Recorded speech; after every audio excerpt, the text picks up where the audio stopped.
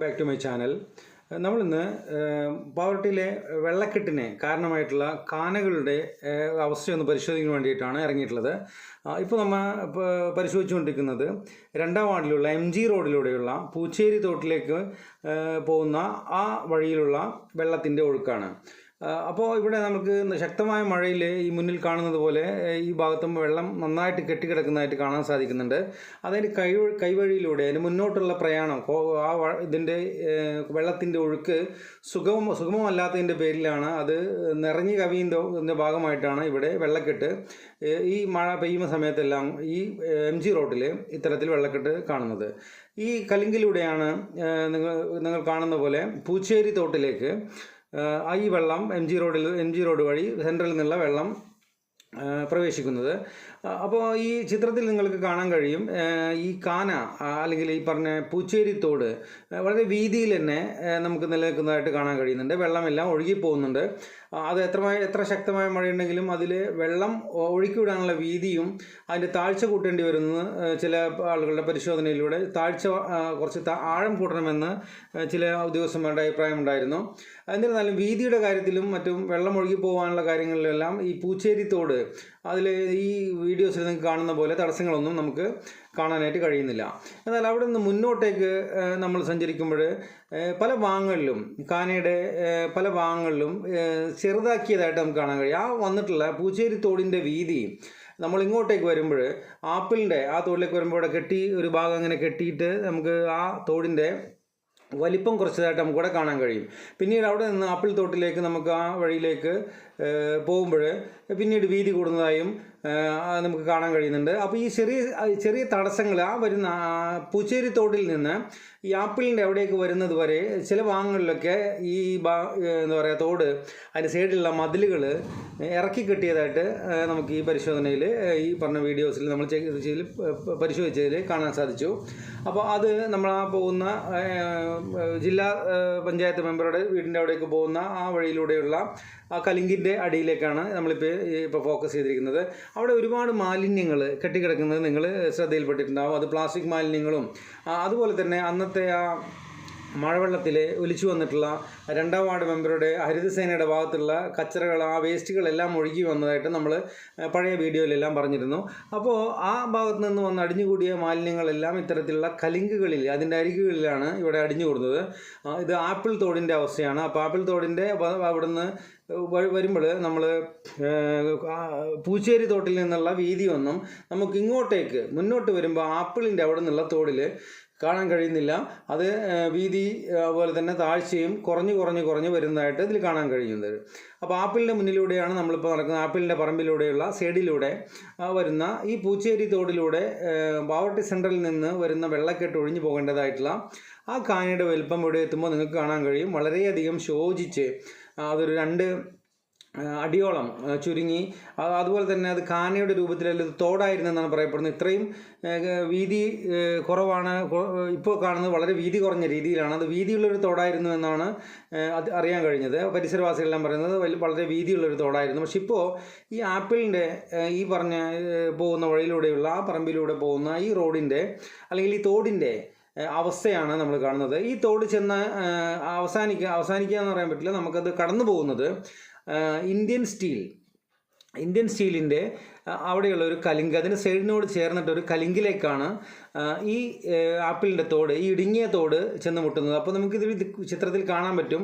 ഇത് ശക്തമായ മഴയോ ഒഴുക്കോ ഇല്ലാത്ത സമയത്ത് പോലും ഇവിടെ വെള്ളം കെട്ടിക്കിടന്ന് ഏകദേശം ആ കലിങ്കിൻ്റെ മുകൾ ഭാഗത്ത് വരെ വെള്ളം എന്താ പറയുക കെട്ടിക്കിടക്കുന്നതായിട്ട് കാണാൻ കഴിയും. അപ്പോൾ പിന്നെ എത്ര ശക്തമായ മഴയുണ്ടെങ്കിലും ആ കലിങ്ക് കൺസീൽഡ് ആയിട്ടുള്ള 3 വശവും അല്ലെങ്കിൽ 4 ഭാഗവും മൂടിയ രീതിയിലാണ് ഇന്ത്യൻ സ്റ്റീലിൻ്റെ അവിടെയുള്ള ആ കലിങ്ക് ഉള്ളത്. അപ്പോൾ അതിൽ പാക്കായിട്ട് വെള്ളം പിന്നെ അവിടെ നിന്ന് അങ്ങോട്ട് കടന്നു പോകാതെ വരുമ്പോൾ ഈ ഭാഗങ്ങളെല്ലാം വെള്ളം നിറയുകയും അതിൻ്റെ ഭാഗമായിട്ട് MG റോഡിൽ വെള്ളം നിറയുകയും അതുവഴി പാവർട്ടി സെൻറ്ററിൽ നിന്നുള്ള വെള്ളത്തിൻ്റെ നീരൊഴുക്ക് കുറഞ്ഞ് കെട്ടിക്കിടക്കുന്നതിൻ്റെ ഭാഗമായിട്ടാണ് ഇപ്പോൾ അടുത്ത ദിവസങ്ങളുണ്ടായ മഴയിലെല്ലാം വളരെയധികം നാശനഷ്ടങ്ങൾ ഉണ്ടാകുകയും അതുപോലെ തന്നെ കച്ചവട സ്ഥാപനങ്ങളിലേക്ക് വെള്ളക്കെട്ടുണ്ടാകുകയും അതിൻ്റെ ഭാഗമായിട്ട് വ്യാപാരികളെല്ലാവരും ഒരു തടയണ പോലെ കെട്ടിയിട്ട് അത്തരത്തിൽ കച്ചവടം ചെയ്യേണ്ട ഒരു അവസ്ഥയിലേക്ക് എത്തിയതായിട്ട് കഴിഞ്ഞ വീഡിയോയിലെല്ലാം നമ്മളത് റിപ്പോർട്ട് ചെയ്തിരുന്നു.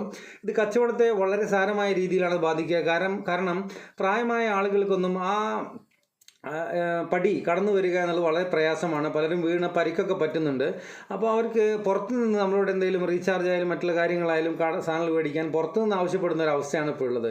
അപ്പോൾ ഈ ഇന്ത്യൻ സ്റ്റീലിൻ്റെ അവിടെ നിന്ന് ആപ്പിളിൻ്റെ ആ തോട്ടിലൂടെ വരുന്നത് ഈ ഇടുങ്ങിയ ഈ ചെറിയ ഈ ഗ്യാപ്പിലൂടെയാണ് അത്രയും വെള്ളം തള്ളി വരേണ്ടത്. ആ തള്ളിച്ചയിലുള്ള കുറവ്, അത് കടന്നു വരാനുള്ള പ്രയാസമാണ് ഇത്തരത്തിൽ വെള്ളക്കെട്ടുണ്ടാവുന്നത്. ഇന്ത്യൻ സ്റ്റീലിൻ്റെ അവിടെ നിന്ന് നേരെ കാന നമ്മൾ കുബ്ബ പള്ളിയുടെ മുന്നിലൂടെയാണ് പോവുക.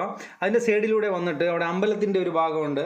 അമ്പലത്തിൻ്റെ സൈഡിലൂടെ ഒഴുകി വന്ന് അവിടെ എന്താ പറയുക, കുറച്ച് വീതിയുണ്ട്. കുബ്ബ പള്ളിയുടെ അവിടെ വളരെയധികം ഇടുങ്ങിയതായിട്ട് നമുക്ക് കാണാൻ കഴിഞ്ഞു. ചില ഭാഗങ്ങളിലെല്ലാം അതിൻ്റെ അടിഭാഗത്തുള്ള ആ അടിത്തറ തുടക്കത്തിൽ തന്നെ ചില ഭാഗങ്ങളിൽ തള്ളിയത് കൊണ്ട് കാന ഒരു അടിയോളം ആണ് അവിടെ കാണാൻ കഴിയുന്നത്. അപ്പോൾ അതും വളരെ വലിയൊരു തടസ്സമാണ്. അപ്പോൾ അത് അടിയന്തരമായിട്ട് ആ അടിയിലുള്ള ആ തറ മാറ്റി കുറച്ച് വീതി ഉണ്ടാക്കി കഴിഞ്ഞാൽ ആ ഭാഗത്തുള്ള തടസ്സങ്ങൾക്ക് വെള്ളത്തിൻ്റെ ഒഴുകി പോകാനുള്ള തടസ്സത്തിന് ഒരു പരിഹാരമാകും. അപ്പോൾ ഇവിടെ നിന്ന് നമ്മളിങ്ങോട്ട് വരുന്നത് ഈ പുതുമനശ്ശേരി മഹലിൻ്റെ ഒക്കെ ക്വാർട്ടേഴ്സ് ഉള്ള ആ ഭാഗത്തേക്കുള്ളൊരു പ്രൈവറ്റ് റോഡിൻ്റെ ഭാഗത്തേക്കാണ്. ഇവിടെ വരുമ്പോൾ അത്യാവശ്യം വീതി നമുക്കിതിൽ കാണാൻ കഴിയും. പക്ഷേ പരിസരവാസികളുടെ അഭിപ്രായത്തിൽ ഇത് വളരെ വീതിയേറിയ, ഇതിനേക്കാൾ ഇരട്ടി വീതിയും താഴ്ചയും ഉണ്ടായിരുന്ന ഒരു കാനയായിരുന്നു എന്നാണ് പരിസരത്തുള്ള ആളുകൾ നമ്മളിത് വീഡിയോ റെക്കോർഡ് ചെയ്യുമ്പോൾ നമ്മളോട് പങ്കുവച്ചത്. അപ്പോൾ ഇത് വീതി കുറഞ്ഞതായിട്ട് നമുക്ക് കാണാൻ കഴിയും. അപ്പോൾ നമുക്കത് വീതി കൂട്ടിയിട്ട് അതിൻ്റെ മേലെ സ്ലാബ് ഇടുകയാണെങ്കിൽ ഇത്തരത്തിലുള്ള ഈ ഇടുങ്ങിയ അല്ലെങ്കിൽ ഈ റോഡിൻ്റെ വീതി കുറയാതെ തന്നെ വെള്ളത്തിൻ്റെ ഒഴുക്കിന് തടസ്സമില്ലാത്ത രീതിയിൽ വെള്ളം മുന്നോട്ട് പോകാനായിട്ട് സാധിക്കും. അപ്പോൾ ഈ തോട് നേരെ കടന്നു ചെല്ലുന്നത്, തോടെന്ന് പറയാൻ പറ്റില്ല, കാനയാണ്. അത് സൈഡെല്ലാം കെട്ടിയിട്ട് സിമെൻറ്റ് കൊണ്ട് കെട്ടിയിട്ട് അടിഭാഗവും സൈഡുമെല്ലാം കെട്ടിയിട്ട് കാനയുടെ രൂപത്തിലാണ് ഇവിടേക്ക് വരുമ്പോൾ അതിൻ്റെ രൂപം മാറി, തോടിൻ്റെ രൂപം മാറിയിട്ട് കാനയാണ് ഇവിടെ. അപ്പോൾ ഈ കാന വന്ന് ചേരുന്നത് നമ്മുടെ മാർബിൾ കടയുടെ ജോൺസൺ മാർബിളിൻ്റെ അവരുടെ ആ വീടിൻ്റെ നേരെ മുൻവശത്തുള്ള ഇറച്ചിക്കടയൊക്കെയുള്ള ബിൽഡിങ്ങിൻ്റെ ലെഫ്റ്റ് സൈഡിലുള്ള ആ മെയിൻ റോഡിലേക്കാണ്. മെയിൻ റോഡിലുള്ള കലിങ്കിലേക്ക് വരുന്നതിൻ്റെ ദൃശ്യങ്ങളാണ് നിങ്ങളിവിടെ കാണുന്നത്. അപ്പോൾ ഇത്തരത്തിലാണ് ഈ വെള്ളം പൂച്ചേരി തോടിൽ നിന്ന് ഒഴുകി വന്ന് ഇതിൻ്റെ അടിയിലൂടെ ഇത്രയും വളഞ്ഞ് ആണ് വരുന്നത്. വരുന്ന വഴികളിലുള്ള തടസ്സങ്ങളെല്ലാം നിങ്ങളെ കണ്ട് വ്യക്തമായതായിട്ട് നമുക്ക് മനസ്സിലാക്കുന്നു. കാരണം ചില ഭാഗങ്ങളെല്ലാം വളരെ ഇടുങ്ങിയ രീതിയിലാണ്. പിന്നെ അതിങ്ങോട്ടേക്ക് ചെരിഞ്ഞിട്ട് ഇങ്ങോട്ടേക്ക് വന്നിട്ട് ഇവിടെ നിന്നാണ് അത് റോഡ് ക്രോസ് ചെയ്തിട്ട് പിന്നീട് ഉസ്മാൻ ഹാജിയുടെ ക്വാർട്ടേഴ്സിൻ്റെ ഭാഗത്തേക്ക് അത് രണ്ട് വഴികളിലായിട്ട് തിരിഞ്ഞു പോകുന്നത്. അപ്പോൾ ഇവിടെ നിങ്ങൾക്ക് കാണാൻ കഴിയും, അന്ന് 1-ാം തീയതി പെയ്ത ശക്തമായ മഴയിൽ 2-ാം വാർഡിലുള്ള ആ ഹരിതസേനയുടെ മാലിന്യത്തിൻ്റെ ആ സംസ്കരണ കേന്ദ്രത്തിൻ്റെ അടുത്ത് നിന്ന് ഒരുപാട് ചാക്കുകളും മറ്റുമെല്ലാം ഒഴുകിപ്പോയിട്ടുണ്ടായിരുന്നു. ഇവിടെ ഈ ദൃശ്യങ്ങൾ കാണാൻ കഴിയും. പല ചാക്കുകളും അതുപോലെ തന്നെ പ്ലാസ്റ്റിക് മാലിന്യങ്ങളും ഇവിടെ ഇതിൻ്റെ അടിയിലും എല്ലാം കുടുങ്ങി കിടക്കുന്നതായിട്ട് നമുക്കിതിൽ കാണാൻ കഴിഞ്ഞു. അപ്പോൾ അത് ഒഴുക്കിനെ, അതിൻ്റെ നീരൊഴുക്കിനെ, ശക്തമായ മഴയുണ്ടാകുമ്പോൾ വെള്ളത്തിൻ്റെ ഒഴുക്കിനെ അത് സാരമായിട്ട് ബാധിക്കും. അപ്പോൾ അവിടെ നിന്ന് റോഡ് മുറിച്ചിട്ട് ഉസ്മാൻ ഹാജിയുടെ ക്വാർട്ടേഴ്സിൻ്റെ ആ പിൻവശത്തേക്കുള്ള ആ റോഡിലൂടെയാണ് അത് കടന്നു പോകുന്നത്, ആ വഴിയിലൂടെ. അവിടെ നിന്ന് വീതി കുറവായിട്ടാണ് നമുക്കിവിടെ കാണാൻ കഴിയുന്നത്. ഇവിടെ നിന്ന് വന്ന ആ ഒരു വീതിയോ ഡെപ്തോ അങ്ങോട്ടേക്കില്ല. എന്നിരുന്നാലും നമ്മൾ ആ ഭാഗത്തേക്ക് പരിശോധിച്ച് കഴിയുമ്പോൾ അപ്പോൾ രണ്ട് വഴികളിലായിട്ടാണ് പിന്നെ ഇവിടെ നിന്ന് വരുന്നത്. അപ്പോൾ ഒരു വഴിയിലൂടെ വരുന്നത് ഇദ്ദേഹത്തിൻ്റെ ഈ പറഞ്ഞ ക്വാർട്ടേഴ്സിൻ്റെ മുതലാളിയുടെ ആ സൈഡിലൂടെ, മതിലിൻ്റെ സൈഡിലൂടെ, അത് വീതി കുറവാണെങ്കിലും താഴ്ചയുണ്ട്, നല്ല അത്യാവശ്യം താഴ്ചയുള്ളൊരു കാനയാണ്. അപ്പോൾ പരിസരവാസികളുടെ അഭിപ്രായത്തിൽ അവിടെ ഇങ്ങനെ ഒരു വെള്ളക്കെട്ട് ഉണ്ടാവുന്നില്ല. അത് കാഴ്ചയിൽ നമുക്കങ്ങനെ തോന്നിയാലും അതിൻ്റെ ഉള്ളിലൂടെ ആ മെയിൻ കാന അദ്ദേഹത്തിൻ്റെ പറമ്പിൻ്റെ ഉള്ളിലൂടെ രണ്ട് വഴികളിലായിട്ട്, ഈ വഴിയിലൂടെയും ഉള്ളിലൂടെയുമാണ് വന്നുകൊണ്ടിരിക്കുന്നത്. അപ്പോൾ അത് രണ്ട് വഴികളിലൂടെയായിട്ട് വരുന്നതുകൊണ്ട് അപ്പോൾ ഇവിടെ വീതി കുറഞ്ഞാലും വെള്ളത്തിൻ്റെ വരവിനെ അത് ബാധിക്കുന്നില്ല. വെള്ളത്തിൻ്റെ നീരൊഴുക്കിനെ അത് എത്ര ശക്തിയായി വന്നാലും വെള്ളത്തിൻ്റെ കെട്ടിന് ഇതിന് കാരണമാവുന്നില്ല എന്നാണ് പരിസരവാസികളും അതുപോലെ തന്നെ ഈ വിഷയവുമായി ബന്ധപ്പെട്ട് നിരന്തരം പല കാര്യങ്ങളിലും ഇടപെടുന്ന പൂച്ചേരി മുഹമ്മദ് ഉണ്ണി സാഹിബിനെ പോലെയുള്ള ആളുകളുടെ അഭിപ്രായത്തിൽ നിങ്ങൾക്കിതിൽ കാണാൻ കഴിയും.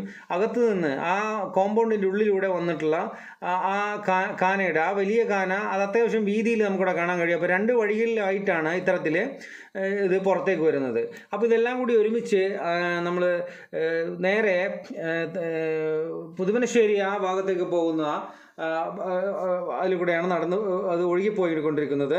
കാശ്മീർ റോഡിൻ്റെ കൈവഴിയിലൂടെ ഇങ്ങനെ ഒഴുകിയിട്ട് അത് ആ പുതുമനശ്ശേരിയിലേക്ക് പോകുന്ന റോഡാണ് നിങ്ങൾക്ക് ലെഫ്റ്റ് സൈഡിൽ കാണാൻ കഴിയുന്നത്.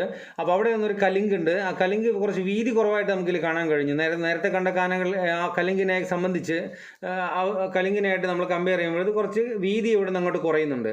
അപ്പോൾ അതിൻ്റെ സൈഡിൽ തന്നെ ബസ് കാത്തിരിപ്പ് കേന്ദ്രം ആ കാനയുടെ മുകളിലായിട്ട് അവിടെ സെറ്റ് ചെയ്തിട്ടുണ്ട്. ഇതിൽ ബസ് കാത്തിരിപ്പ് കേന്ദ്രം നിങ്ങൾക്ക് കാശ്മീർ റോഡിൻ്റെ ബസ് കാത്തിരിപ്പ് കേന്ദ്രം അതിൽ കാണാൻ കഴിയും. പിന്നെ അവിടെ നിന്ന് റോഡിൻ്റെ ലെഫ്റ്റ് സൈഡിലൂടെ നേരെ ഒഴുകിയിട്ട് ഇത് വന്നു ചേരുന്നത് ചില വീടുകളുടെ സൈഡിലൂടെ എല്ലാം കടന്നു വന്നിട്ട് അവിടെ അത്യാവശ്യം ഒരു വീതിയിൽ തന്നെയാണ് അത് മെയിൻറ്റെയിൻ ചെയ്തിട്ടുള്ളത്.